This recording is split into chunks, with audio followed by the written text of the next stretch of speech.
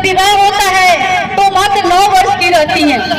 और जब माता सावित्रीबाई फुले उनकी शादी होती है और वो जब ससुराल आती है तो ससुराल आने के बाद ज्योतिबा फुले साहब पढ़े लिखे होते हैं, उनके पास उनके घरों में किताबें होती हैं। तो माता सावित्रीबाई फुले जब भी बैठती है तो उन किताबों को पलट कर देखने का काम करती है। जब वो देखने का काम करती है तो ज्योतिबा फुले साहब पूछते हैं कि आप पढ़ी लिखी क्यों नहीं है? तो माता सावित्रीबाई फुले उन्हें बताती है कि साहब मेरे माता पिता ने हमें नहीं पढ़ाया।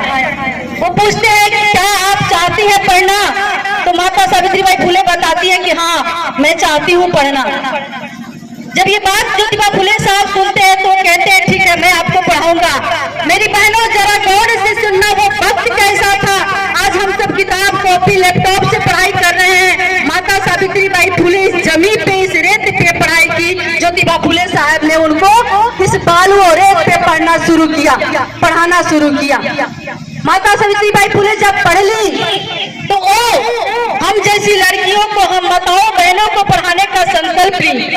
और वो संकल्प ली, जब वो बच्चियों को पढ़ाने का संकल्प ली और पढ़ाने के लिए प्रेरित करना चाही, तो ये क्रूर समाज, ये मनवादी समाज ने उनके ससुर गोविंदराव फुले से इन दोनों के प्रति इतना ज्यादा उनके दिमाग में जहर भरना शुरू कर दिए कि आपके बेटे ने शिक्षा ग्रहण किया है, ये तो समाज को अंधकार में ले जाने का काम कर रहे हैं, और आपकी बहू जो है वो भी पढ़ाई कर रही है तो ये समाज को अंधेरे में ले जाने का काम कर रही है लोग।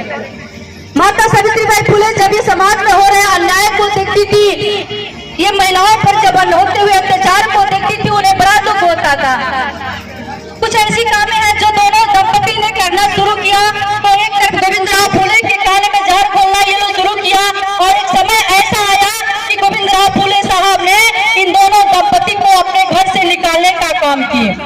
और जब वो अपने घर से निकाल दिए, ये दोनों लोग घर से निकले। जब घर से निकले तो मेरी बहनों उन लोगों को शरण देने का काम किसने किया आपको पता है?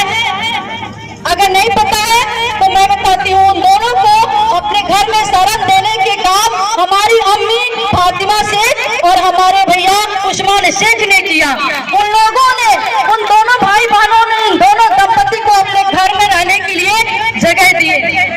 और यहाँ तक जब माता सावित्रीबाई फुले बच्चियों को और महिलाओं को पढ़ाने निकली तो ये समाज उन पे गंदी गंदी गालियां देता, अभद्र बातें कहता, गोबर पत्थर फेंका करते।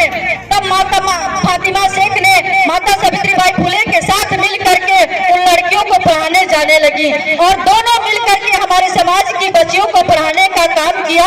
आज हमारी बेटियां अगर पढ़ लिख रही है, मैं अनीता बाला अगर BA में पढ़ चुकी हूँ तो इसका माता सावित्रीबाई फुले का देन है, वरना हमें आज ये मंच नहीं मिलता जिस मंच पे हम आकर आप लोगों को 4 बातें कह के दहाड़ रही हूँ। ये मौका अगर माता फातिमा शेख और माता सावित्रीबाई फुले नहीं होती, वो अधिकार हमको नहीं मिलता।